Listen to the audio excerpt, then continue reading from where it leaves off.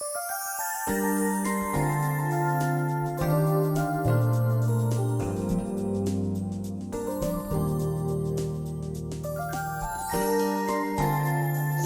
I would like to welcome Bill Quigley.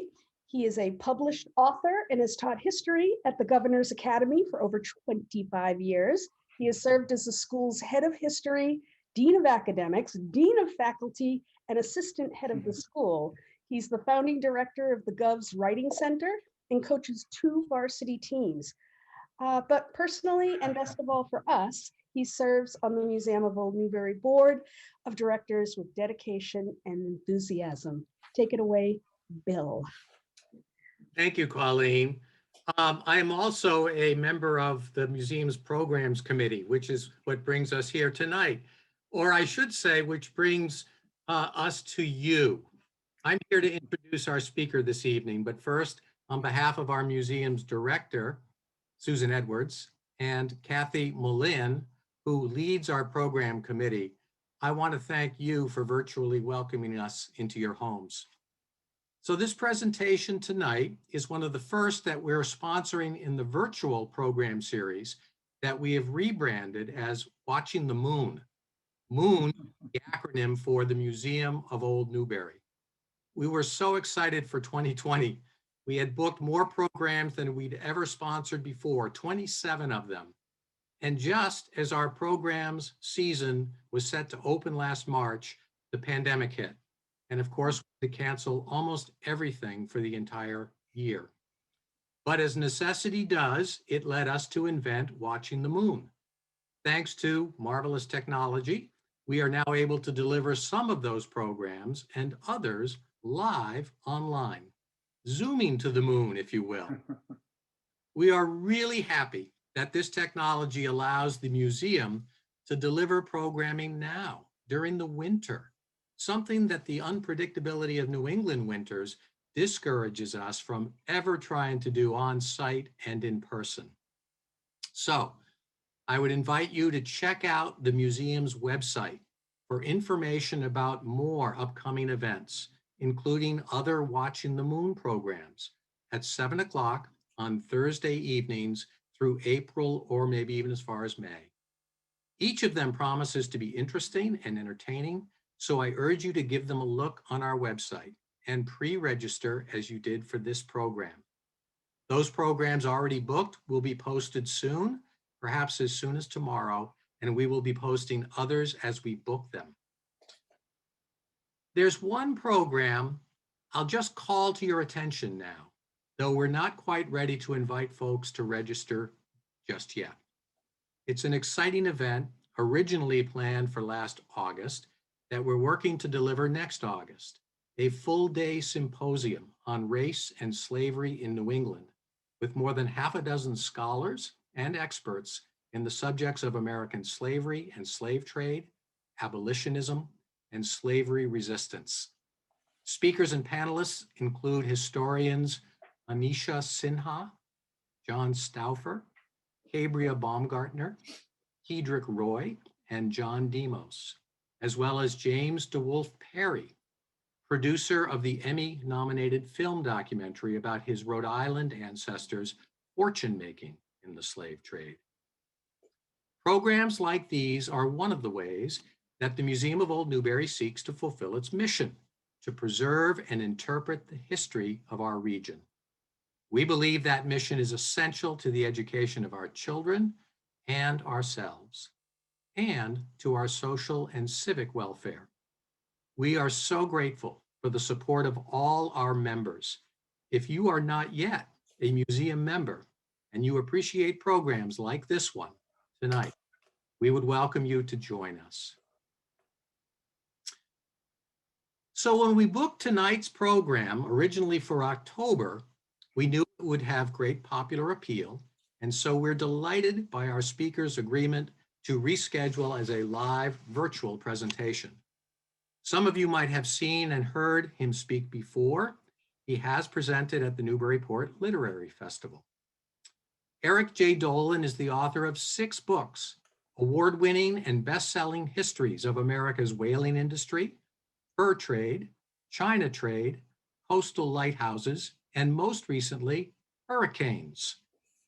Tonight, Eric will speak about his penultimate book, Black Flags, Blue Waters, an epic history of America's most notorious pirates. Eric and his family live in Marblehead. He grew up near the coasts of New York and Connecticut, where his love for the seaside and ocean led him to earn his bachelor's degree in biology and environmental studies from Brown University, his master's in environmental management from Yale University, and his PhD in environmental policy and planning from MIT. Before he turned to his present gig as a full-time writer, Eric held a variety of jobs, including policy analyst at the National Marine Fisheries Service, program manager at the U.S. Environmental Protection Agency, environmental consultant stateside and in London, and a science writing fellow at Business Week magazine. Throughout my career, Eric says, one thing remained constant. I enjoyed writing and telling stories, and that's why I started writing books, to share the stories that I find most intriguing. Tonight, Eric shares with us some true tales, both swashbuckling and blood-curdling, about storied buccaneers off this and nearby coasts in days of yore. So unless these yarns keep you at the edge of your seat, sit back, leave your worries and concerns for a while, and ahoy, come aboard, me hearties. Captain Dolin, sir, the helm is now yours. Thank you very much, Bill, and thanks to the Museum of Old Newbury for inviting me to talk tonight. I'm glad that I could be with you virtually, although I would much prefer to be there in person. And I look forward, once we get past this period, to going back to Newbury, visiting the museum, and I really miss going to museums. That is one of the things that I miss most of all. As a writer, I'm normally in my room anyway, so in many ways, COVID hasn't changed my daily routine that much, but not being able to go to museums, not being able to meet people at talks and other venues has really been tough. But thanks for showing up tonight, and I will begin the talk. I just have to make sure this is clicked on here. Now, pirates have long been among the most colorful and memorable characters in popular culture, and much of this has to do with books that use pirates as a motif. None is more famous than Robert Louis Stevenson's 1883 tome, Treasure Island. Stevenson weaves a wonderfully dramatic story of the search for pirate treasure, replete with a map of Skeleton Island where an X marks the spot. Treasure Island is also the book that gave us that familiar sea shanty refrain, 15 men on the dead man's chest, yo ho ho and a bottle of rum, drink and the devil had done for the rest, yo ho ho and a bottle of rum, and now you know why it's better for all that I became a writer and not a singer. Here's another take on the ditty. Throughout this talk, I will be showing a number of cartoons from the New Yorker. They do not appear in the book, however, but they are in this presentation. Now, movies have also had a major impact on how we view pirates. Most recently, Disney's Pirates of the Caribbean series has generated a renewed pirate mania. With all of these cultural references, it's no wonder then that pirate costumes are among the most popular worn on Halloween night. And International Talk Like a Pirate Day is observed by legions of devoted fans every September 19th. There's no denying it. Pirates have grabbed hold of our collective imagination. Many have daydreamed about leaving traditional society behind, boarding a ship and throwing in their lot with the hardy men and women, intent on taking what they want and getting rich, while enjoying the luxurious freedom of sailing the world's oceans with a hold full of rum. Mark Twain captured this longing in his memoir, Life on the Mississippi, when he admitted that even though he and his friends had but one permanent ambition, to be steamboatmen, now and then we had a hope that if we lived and were good, God would permit us to be pirates. This kid does not agree with that sentiment. Now, historians can certainly poke fun and holes in the fictional representations of pirates, especially those that depict them as unnaturally attractive, rakish yet good-natured rapscallions, having a grand old time looking for love, adventure, and treasure on the waves. The reality of piracy is nothing like the breathless musings of this New York Times reporter from 1892 who complained, "It cannot but be a source of regret to every true lover of the picturesque that pirates are no more and piracy has lost its popularity. What tremendous fellows they must have been. What heroes, dandies, wits were to be found among them. They were immensely superior to land brigands, who are mere milk compared with Blackbeard and Captain Kidd." Every once in a while, the clicker does not work. There we go. While real pirates were incredibly intriguing and compelling characters, they most definitely were not tremendous fellows. Instead, they were sea-born criminals who were neither endearing nor heroic. I should have asked if you can't read these. This says, "Half of me loves being a pirate and half of me regrets it." Black Flags, Blue Waters cuts through the Hollywood imagery and the mythology surrounding pirates and reveals the dramatic and surprising history of American piracy's golden age, spanning the late 1600s through the mid 1720s, when lawless pirates plied the coastal waters of North America and beyond. The Golden Age was the most dramatic era of maritime marauding the world has ever known. It produced such iconic characters as Captain Kidd and Blackbeard, along with thousands of other pirates whose names are less familiar, but whose despicable deeds are often just as riveting. Much has been written about that time period, and this book adds to that literary lineage, but with a twist. Rather than focusing broadly on this era, Black Flags, Blue Waters zeroes in on the history of pirates who either operated out of America's English colonies or plundered ships along the American coast. From the early 1680s through 1726, these pirates had an extremely close, often tempestuous, and frequently deadly relationship with the colonies. Now, people often ask how I come up with my ideas for books. The most difficult thing is finding a topic that will really excite readers. This cartoon says, "I'm sorry, you tapped into something no one cares about." And sometimes I feel a little bit like that. But the origin story for Black Flags, Blue Waters begins with my kids, Harry and Lily, who are shown here on the steps of a whaling master's house on Nantucket quite a few years ago.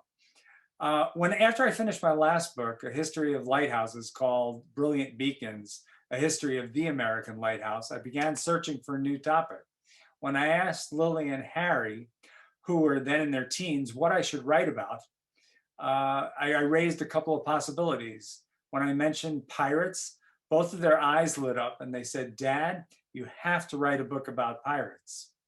Lily even threw out two possible titles for the book: Swords, Sails, and Swashbucklers, and "arg," which I had to tell Lily, much to her chagrin, is a word that was probably never uttered by a Golden Age pirate, but is really the byproduct of Hollywood movies in the mid-1900s, where they dispensed args with relish. When I began working on this book, I knew very little about pirates, but that was by design.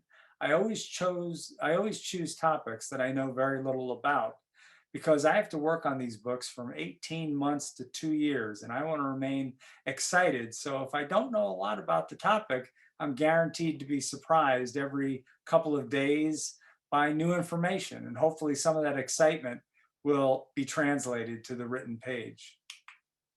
Sure, I had seen a number of movies with a pirate theme, including all of the Pirates of the Caribbean movies, the last 3 of which were rather poor, as well as Muppets Treasure Island, Goonies, Hook, and even The Princess Bride, with its repeated references to the dread pirate Roberts.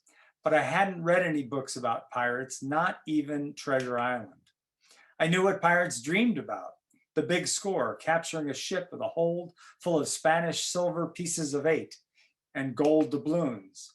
I had heard of Blackbeard, but I didn't know anything about him other than the obvious fact that he must have had a black beard. I had also heard of Captain Kidd, but the only thing that I knew about him is that he supposedly buried treasure up and down the coast from Delaware all the way up to Oak Island, Nova Scotia.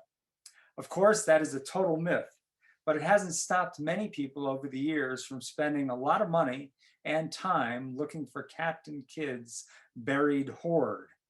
But unfortunately for them, they've all come up empty. This says, so leaving it with a broker didn't do any good at all. I had also heard that pirates drank a lot, especially rum, which was the pirate's drink of choice. And that fact is 100% true. One pirate even admitted that the love of drink and a lazy life were stronger motives than gold in drawing him into piracy. Oh, I know what it is. Every time somebody enters the room, my clicker gets frozen. Sorry. The more I learned about pirates, however, the more fascinated I became. Pirates were an important part of American history, and their story was more complicated and intriguing than I suspected. The first known instance of piracy off the American coast occurred in the summer of 1632, when a pirate named Dixie Bull and his small band of men attacked a number of English ships off the New England coast before disappearing from sight. Other than that, the main connection the colonies had with piracy during the mid-1600s was twofold. First, many colonial merchants traveled down to the Caribbean and sold goods to the pirates who were there. In turn, a number of pirates retired to New England and some of the southern colonies with their loot. Whoops. In 1684, for example, Jamaican Governor Sir Thomas Lynch noted that the northern colonies are now full of pirates' money. Pirates had, Lynch claimed, carried the equivalent of 80,000 pounds sterling into Boston alone, a city that one English official labeled as the common receptacle of pirates of all nations. The mid-1600s is also the era of the Buccaneers, when men like Henry Morgan roamed the Caribbean in search of Spanish treasure ships to plunder. The treasure ships were full of coins that came from mines and mints in Central and South America, including gleaming gold doubloons and, most importantly, 8 real coins, those so-called pieces of 8 or Spanish silver dollars, which were truly the world's first global currency. By the late 1600s, buccaneers had been largely replaced by the so-called Red Sea Men, the pirates who left from the American colonies and sailed to the Indian Ocean, where they preyed on ships from the Mughal Empire, traveling between India and the Red Sea ports of Jeddah and Mocha. On the surface, the Red Sea Men appeared to be nothing more than privateers.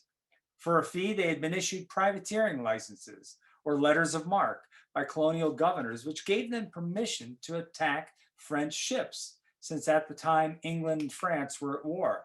But those governors knew full well that these Red Sea Men had no intention of fighting the French. Instead, they were heading into the Indian Ocean to attack Mughal ships. The Red Sea Men were the most successful of all pirates, with some of them, such as Henry Avery, shown here, amassing considerable fortunes. Avery's greatest success was capturing the Ganja Saway, which was owned by the Mughal Emperor Aurangzeb.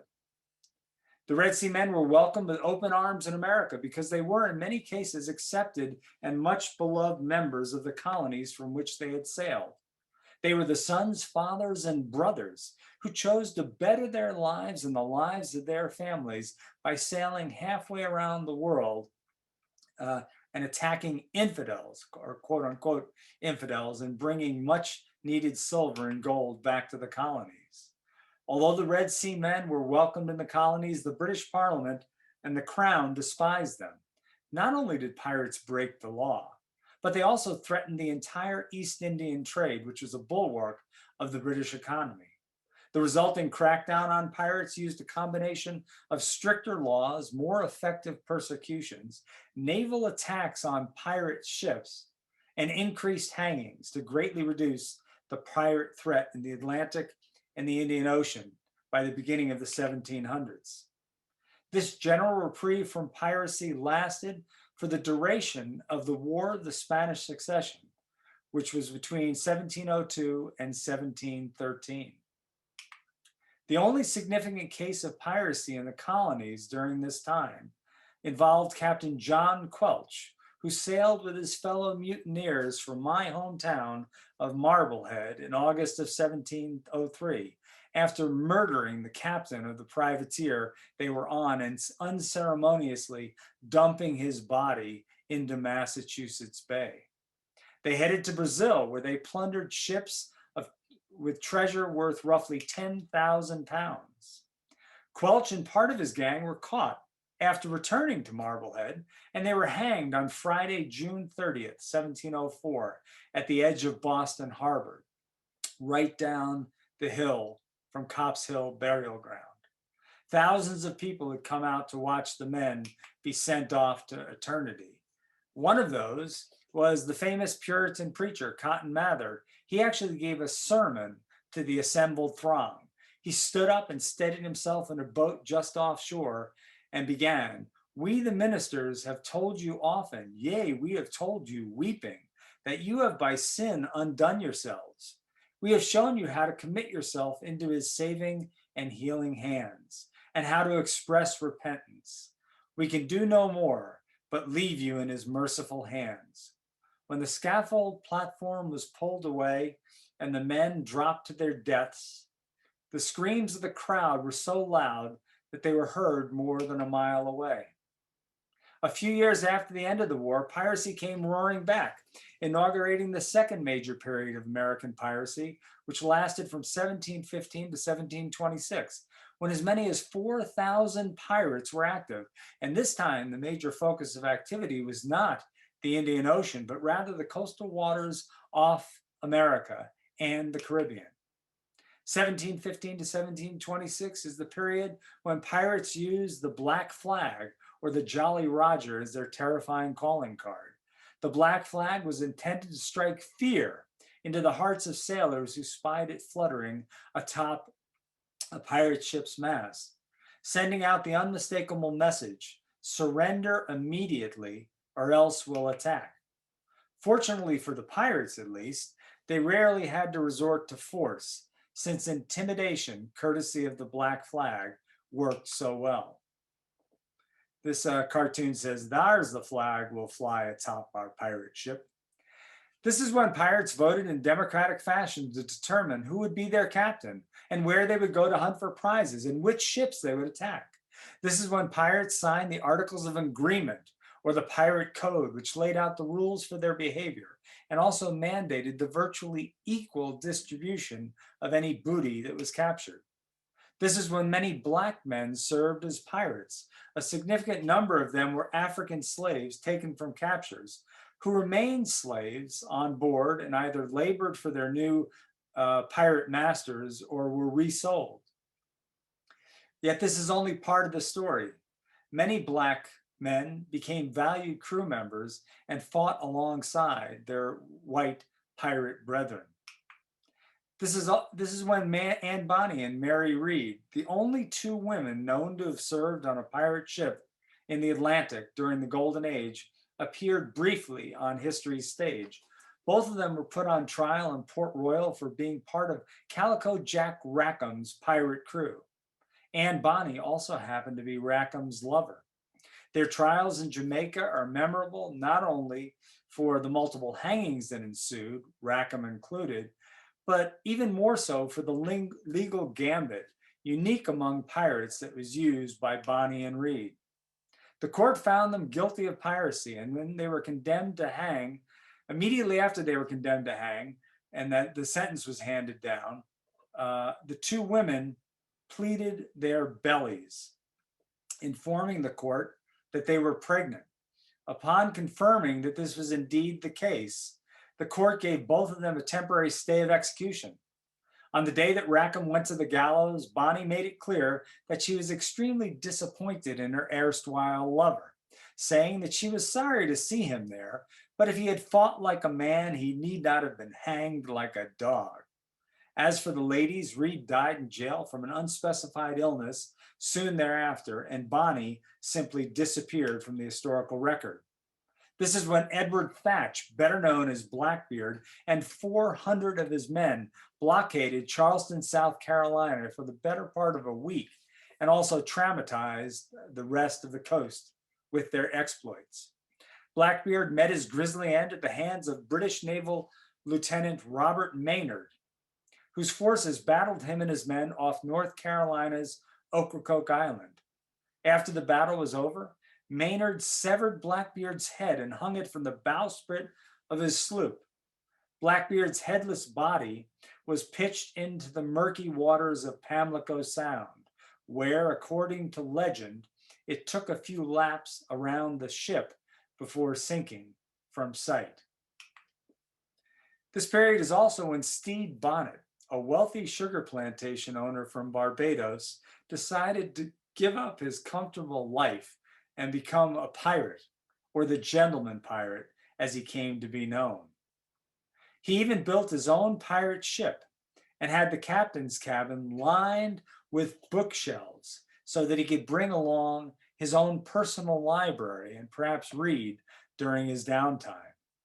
It's not clear why Bonnet took the dramatic action of becoming a pirate. Some have speculated that his sudden change of behavior was due to depression or even insanity, while others have traced its origins to discomforts he found in married life. If so, he must have had a particularly horrific marriage.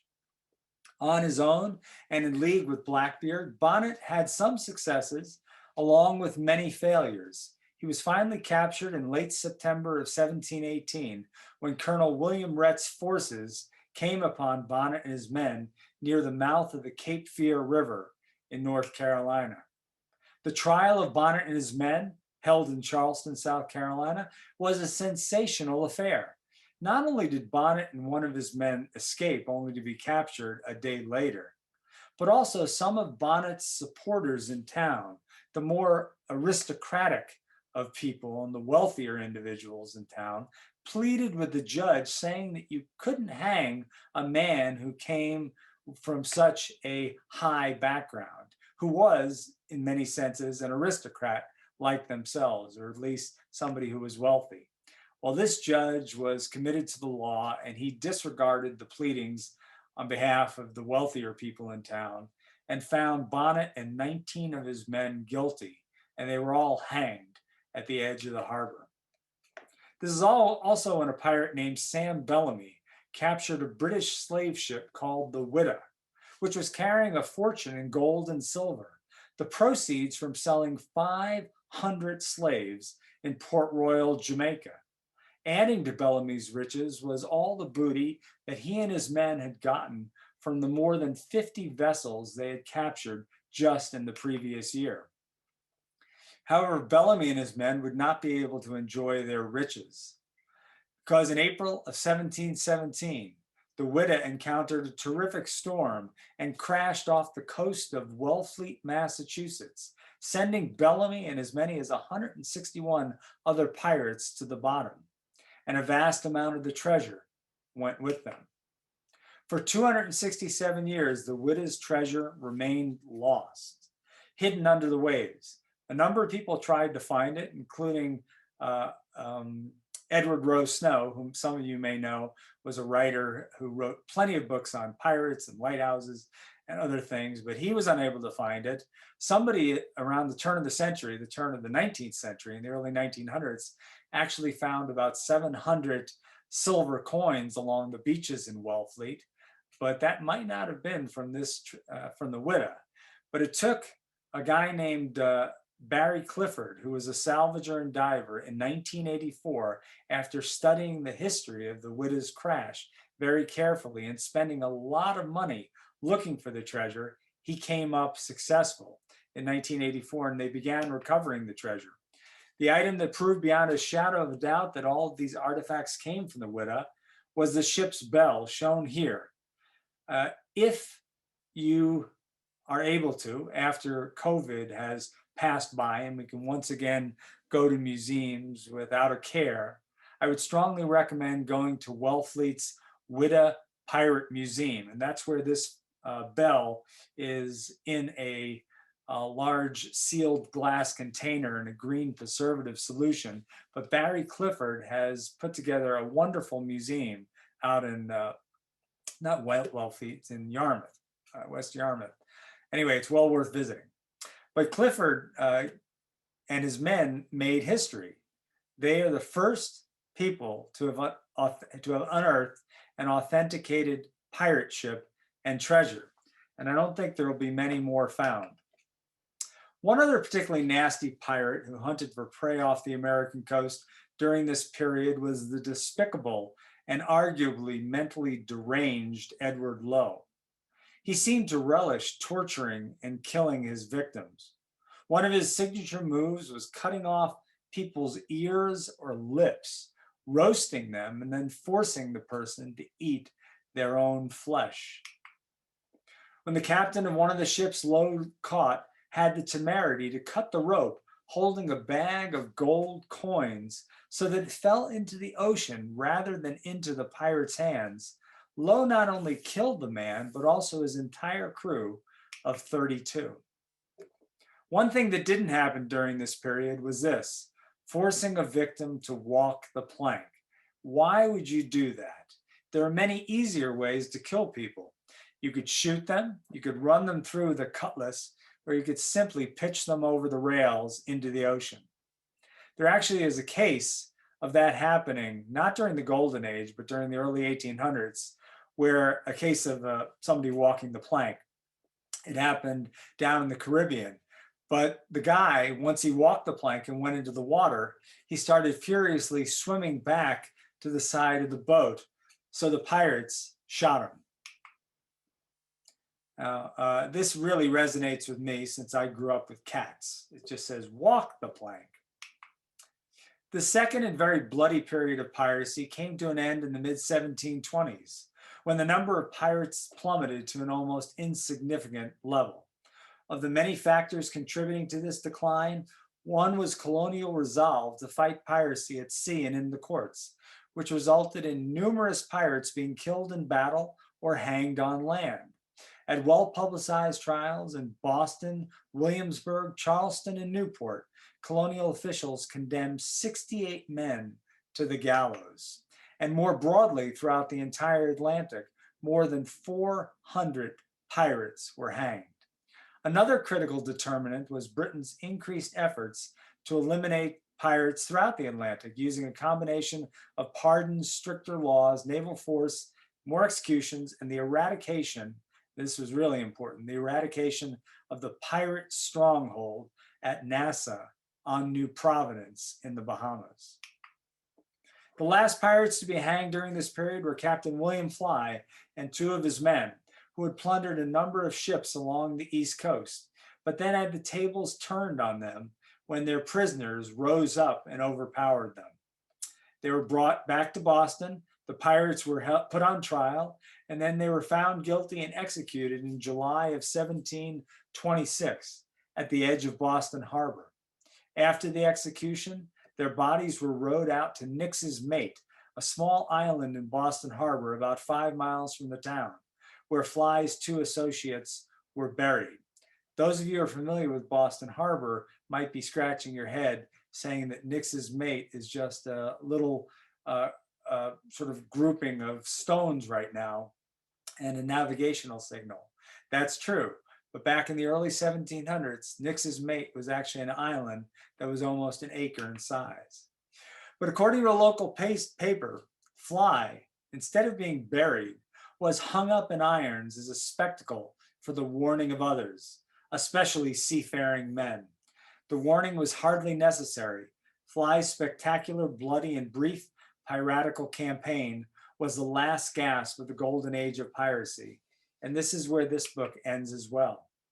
The pirates depicted in Black Flag's Blue Waters blazed a fiery and unforgettable path through the history of colonial America.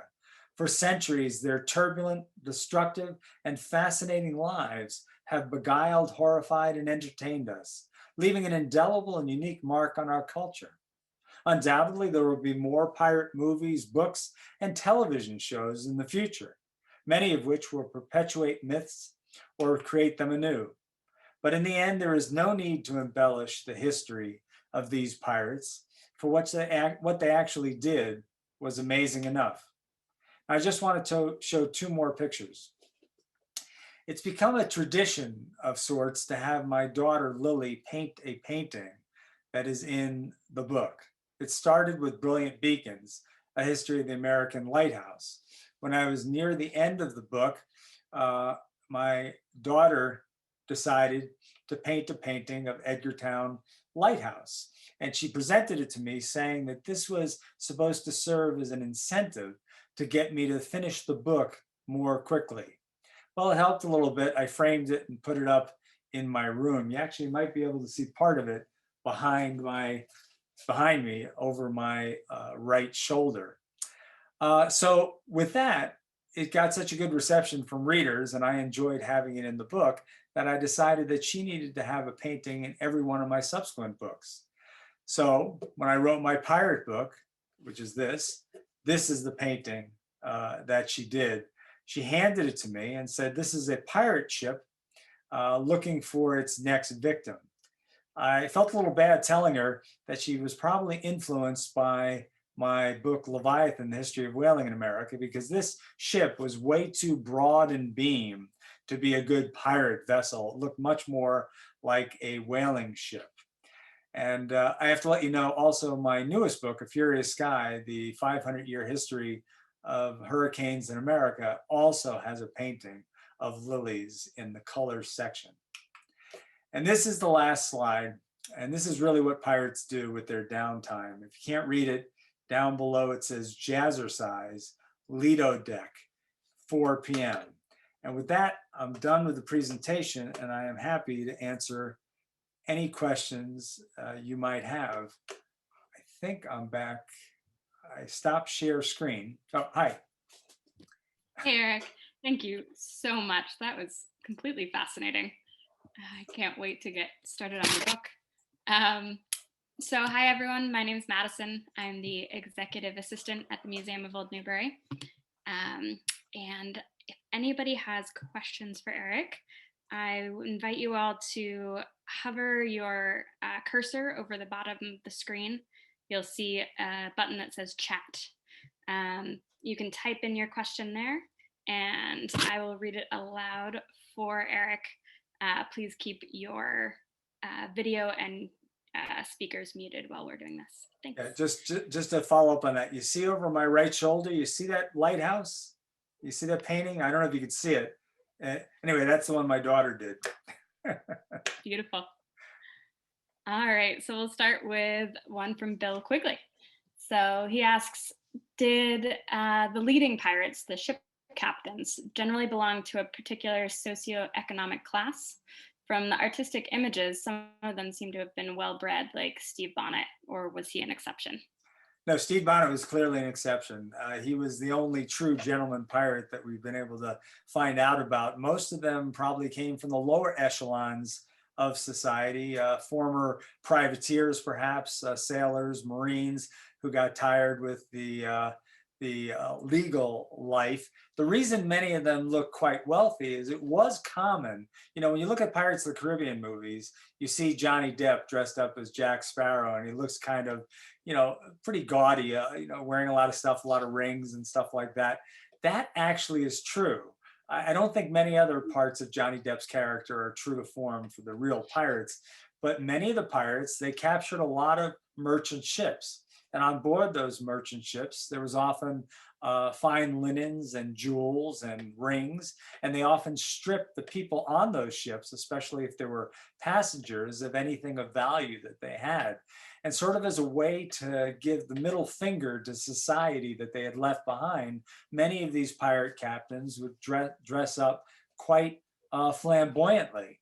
And one of them, a pirate named Two, who is in New York, was seen parading around New York in the 1690s, was described as wearing a blue silk brocade and having very large rings and having a scabbarded a sword on his side, and the scabbard was festooned with jewels from India, and he was quite the fashion plate of the time.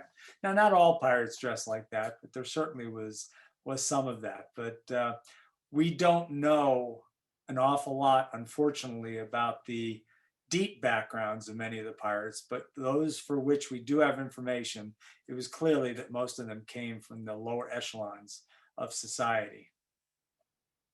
Interesting. All right, so Sammy asks, were the female pirates merely crew, or did they ascend to captain the ships?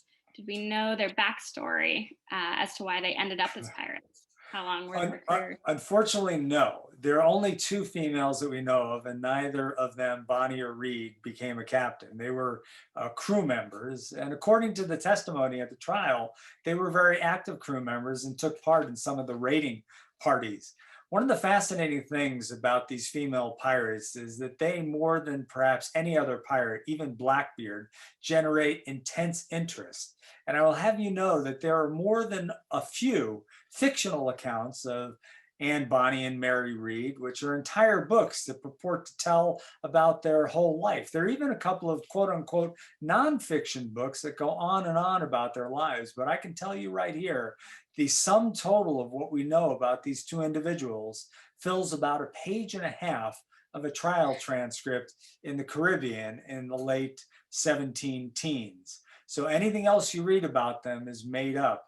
But I wish there was more information, because if there was enough, maybe I'd write a book on them, because clearly people are fascinated by female pirates. The same about Stede Bonnet. There have been a couple of nonfiction books written about Stede Bonnet. I wouldn't choose to do that. Well, one, I already wrote my pirate book, but what I have in my chapter when I talk about Stede Bonnet is almost everything that's known about him. So to make it a full-blown story, you would have to imagine a lot of stuff, and that's not the game I play. Yeah, I'm sure it's hard to be doing the research on people who are outside, the traditional context of right, average people, the culture. Yeah. Yeah. All right, so Jack Santos, help. Help. I need a lot of cash fast. Where can I look for a sunken pirate ship off the North Shore? Not greedy, doesn't have to be as much as the Wida, but more than the current lottery. Any good wrecks worth exploring or known to be nearby? Palm Island would be nice. Well, if I knew, I wouldn't tell you. I'd be out there getting it myself. But unfortunately, the sad truth is there are probably, I would say no other. Maybe there's another one in the Caribbean, a pirate ship that went down full of cash that hasn't already been plundered. Just tell you a quick story. One of the stories in the book is about the hurricane of 1715 that sank a huge flotilla of Spanish ships that were heading from the Caribbean back to Spain with all the gold and silver that the Spanish had plundered from the Central and South American mines and South Americans themselves. About, I think it was 13 ships went down within a couple of miles of the Florida coast. Well, word got out that this horrific event had occurred, and before you know it, hundreds, if not thousands of people came to the Caribbean searching for that loot, and they went diving in the sand, and they found a lot of the loot, but most of it was recovered by the Spanish authorities themselves, who quickly sent ships to where the sinking occurred, because 1 or 2 ships made it all the way to Spain. They sent ships down there, and it was in relatively shallow, sandy water, and a lot of that wealth was recovered. A lot of the people who went down there to find it were unsuccessful. They stayed in the area and became pirates. And if you ever heard of Mel Fisher and the Atoka, that's sort of along the same lines. That was not a pirate ship. That was a money ship being sent back to Spain. So you're more likely to find money ships that sank, and there probably are a few more out there. But pirates that had a lot of money, they either spent it when they got to port, or nobody like Sam Bellamy and the Wida is known of in the historical record to have sunk offshore with such a huge amount of money on board.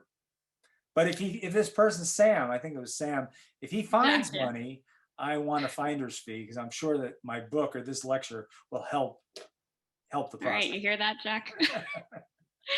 Well, it sounds like treasure hunting started even before I realized. All right, so David asked, modern pirates seem to use speedboats, not ships. Did Golden Age pirates also favor especially fast vessels? Oh yeah, they definitely favored fast vessels, but back then there were no motors, so they couldn't have had speedboats. Yes, they favored fast vessels, but they often had to take what they could get. Some pirates would just steal a vessel, and whatever the sailing qualities of that vessel was what they're stuck with. When they captured new prizes, they would try to evaluate the quality of the vessel that they had taken, and if they deemed that to be a faster sailor, they would or they would often leave behind their former ship and get on the new ship and take off in that. But sloops were the most common type of sailing vessel at the time. Very few pirate ships were large, brigs or ships. Blackbeard did have a very large ship that was a former slaver, or a New Guineaman as they were called. But most of the pirates that I wrote about, most of the pirates during that era, were in sloops that are very easy to sail. Not easy to sail, I'm not a sailor, but I've been told that they're often very, very good, responsive, quick, and they also have a shallow draft, which is very helpful for going into rivers and bays and areas to hide from a larger British ship, especially a British warship that might be pursuing you. All right, true opportunists. Mike H, if you could select one resource from your bibliography for this book, what would you consider the most valuable? It would have to be The History of Pirates by a captain named Johnson. It was written in 1724. It is the font of a lot of information for a lot of people who have written about pirates, but I want to have a huge caveat. It was written by somebody who clearly knew a lot about what pirates were doing and perhaps had been a pirate himself. It's not clear who the author is. Some people thought it was William Defoe, but it is not, I am convinced. However, there's a lot of BS, in that book. There's a lot of made up stuff, especially about Blackbeard, Stede Bonnet, and others. So while I use that as a source and it's fascinating to read, you have to take it with a grain of salt. And I tried to corroborate most of the stories with trial information, newspaper information, diaries, and depositions. But if I had to pick one book to read and really get taken away, it's sort of an old English. It's fascinating. I also like very much David Cordingly's Under the Black Flag, which is a popular narrative history. It's got a lot of great information in it. It's very different from my book. My book goes into many more details than that book, but it was one of the first books to come out that really gave a broad brush, popular approach to pirates in the last 20 or 30 years. Okay, good question, Mike. Let's see. Sammy, again, did you interview any people with well-known pirate ancestors?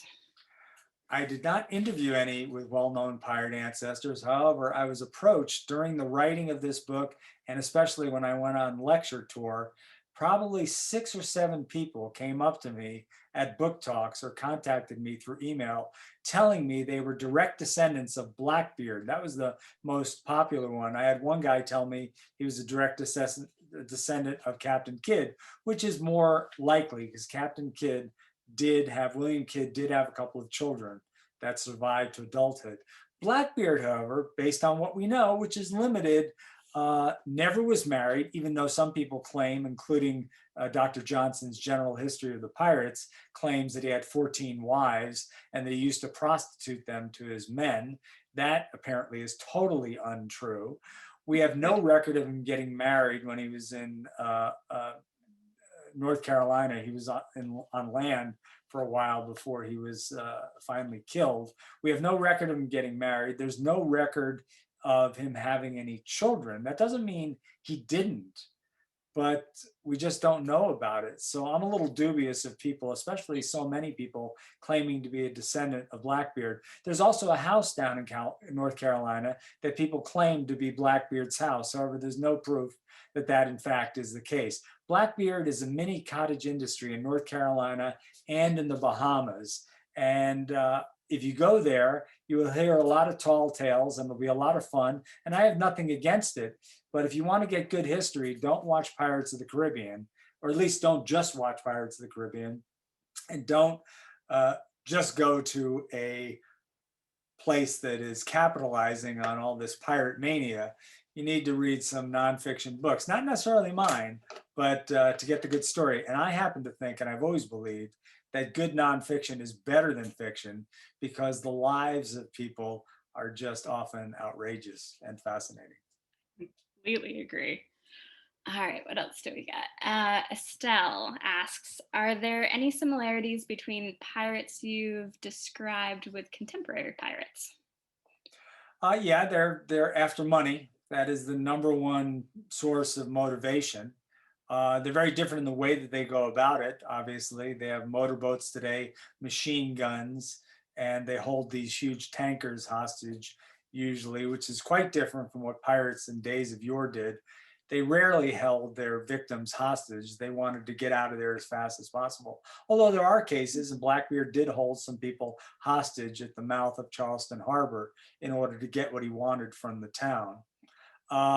Economic dislocation is often a major breeder of piracy, and that is the case back in the early 1700s when a lot of poor men decided to become pirates to better themselves. Also, when a lot of privateers who were legal, or not legal pirates, and in my privateering book, I'll tell you in a second, I dispel that notion. They're not really pirates or licensed pirates, as people often say, but privateers during the war were allowed to attack enemy shipping, and they got a cut, or a big cut, of the profits. When the war ended in 1713, the War of the Spanish Succession, a lot of those privateers were suddenly out of business. And they took the skills they learned privateering to become pirates. So they were downtrodden. And I think the pirates of today, especially the ones in Venezuela, which made a big noise about 2 or 3 years ago during the summer, and also the pirates off Somalia, they are often, I don't want to say forced into it because you always have a choice, but they often get into piracy because they are in economies that are in economic free fall, and they view piracy as a way to help them and their families. Another way that pirates today and back then are similar sometimes is they could be quite violent. That's not their goal. They don't want to kill people. They want to get their money and get out of there. So there are some similarities. There are some differences. I think that actually your answer led very nicely into the next question, which is what's the difference between a privateer from Newburyport? Between a privateer from Newburyport and a private. Not a private, well, private's in the Army. Privateer and a pirate, that's what they must have said. A pirate is just an enemy of all mankind. They have no license to do anything. They're not recognized by a government. They're willing to take any ship at all that has money on board, and they're in it for themselves. Don't believe the baloney about pirates being Robin Hood's men, taking from the rich, giving to the poor. The only poor people they gave to was themselves. They weren't motivated by ideology. They were motivated by greed. Privateers, however, are quite different. They are, during times of war, and this goes back to the 1300s actually, but it was particularly prevalent during the American Revolution, and I'm actually writing a book on that right now. Privateers are basically a way of extending your Navy. If your Navy's not strong enough to carry on the war, you give these individuals, usually merchants who own ships or commanders or captains, you give them a letter of marque or a privateering commission, which gives them the right to attack and take as prizes enemy shipping. It's not usually military ships, it's usually merchant ships. And once those ships are taken, they have to be brought into a port. There's a libel, and you go to Admiralty Court where they determine if it was a lawful prize. If it was a lawful prize, Then the privateer owners get half of the proceeds from the sale of the ship and whatever was on it in terms of cargo. And the people on board the privateer get to split the other half based on shares, based on their seniority. So they are licensed by the government to go out and maraud and attack the enemy. It's quite different from pirates because at the end of the war, the privateering commissions are yanked. Now, having said that, privateers in the 1600s and early 1700s were often nothing but pirates. They were pirates, but they were privateers in name only. Sir Francis Drake is a great example of somebody who was a privateer technically, but he really acted like a pirate because at the time that he captured Spanish ships, England and Spain were nominally at peace.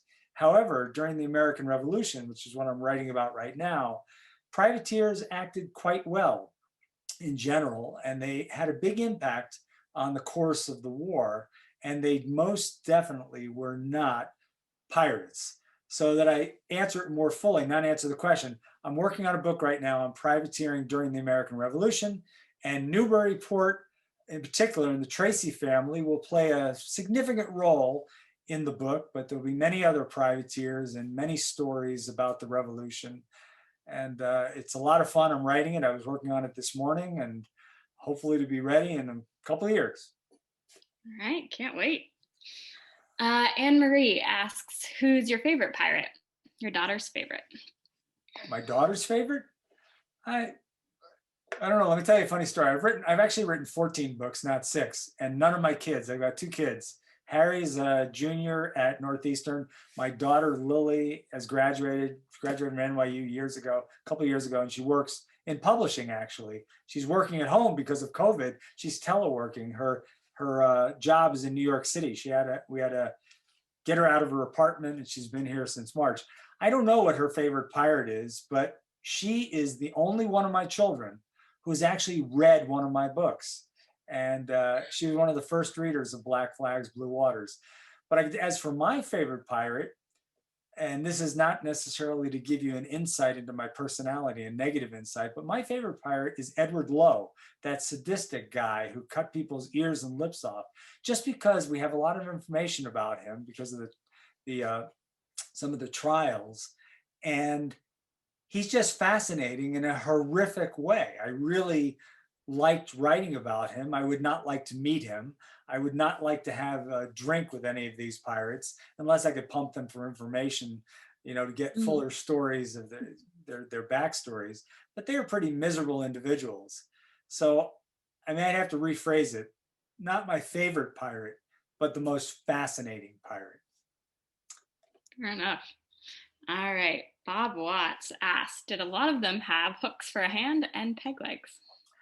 No, there's not a single record of any pirates from the Golden Age having a hook for a hand, or there might have been a few that had peg legs. There's one reference I was able to find, but that was not common either. Think about the context. You are on a ship at sea that's rolling around in bad weather and good. And if you have a peg leg, Ahab accepted, you are going to have a tough time walking around the deck and doing much if you're not the captain, just giving orders. And if you have a hook, it's going to be even more difficult. But that being said, there were plenty of people in the early 1700s and late 1600s who had peg legs. There were prosthetics back then. And there were more than a few people who did have hooks or metal, some kind of metal fabrication for hands. But I have not found, nor has any other researcher, to my knowledge, found any evidence of that being on pirate ships. But it's a great story. All right. So we have a question, which I think you already got into, but do you consider Francis Drake a pirate? Yeah, well, he was a pirate and a privateer. I mean, and he was also just a naval commander during the Spanish Armada. He did a lot of great things for England. That's why he's revered over there. But the way that I talk about him in the book is I focus specifically on the time before the Great Battle of the Spanish Armada, when he was in the Pacific Ocean, and he was specifically sent there by Queen Elizabeth to raid towns and also to capture one of the Manila galleons, which had all the money that was collected by the Spanish that was being sent from Panama to to the Philippines, and then the money would be used from there to buy a lot of Asian goods, and those would be sent back to Panama. So Drake didn't capture one of the big Manila galleons, but he did capture a couple of ships that were very, very valuable. And when he came back, the Spanish cried foul, called him a pirate, but Queen Elizabeth knighted him because he brought back enough money to basically pay for her government for almost an entire year. And he also gave her some very nice jewels, including an emerald necklace. So it sort of bears, it sort of reflects the saying, if I can remember it correctly, Thomas Coleridge said, "Nobody is a pirate unless somebody calls them so." So you're a pirate if you're taking my money or doing something to disrupt something that I don't like.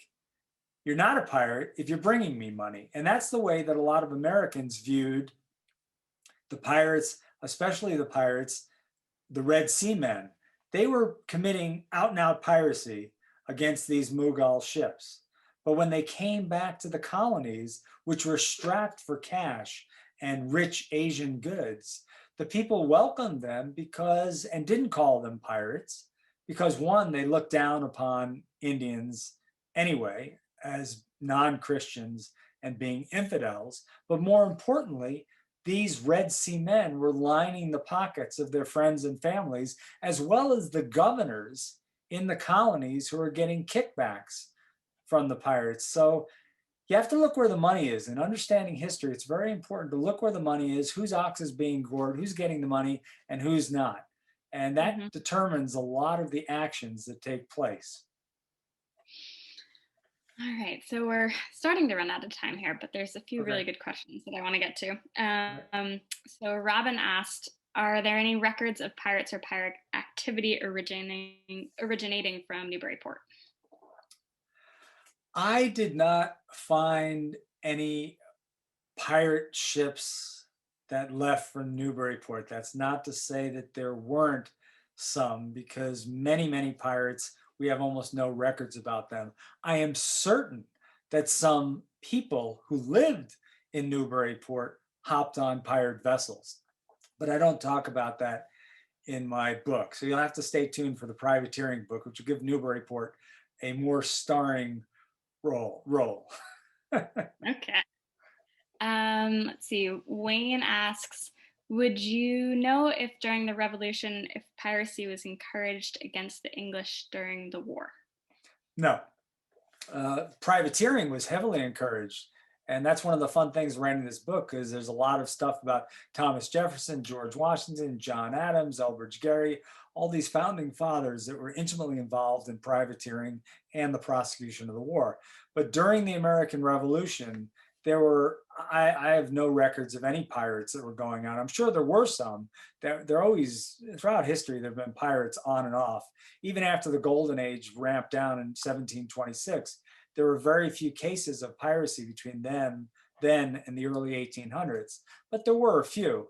I am not aware of any piratical acts during the American Revolution, other than some whaleboat privateers in Long Island Sound who had commissions, letters of marque, to attack British shipping, but they basically became out and out pirates, and they just tried to get back at loyalists who they perceived to have hurt them. And there was a lot of sort of warfare in Long Island Sound and a lot of looting of both vessels and on land, people's houses, that had nothing to do with being a privateer and was out and out piratical behavior, but that was relatively limited.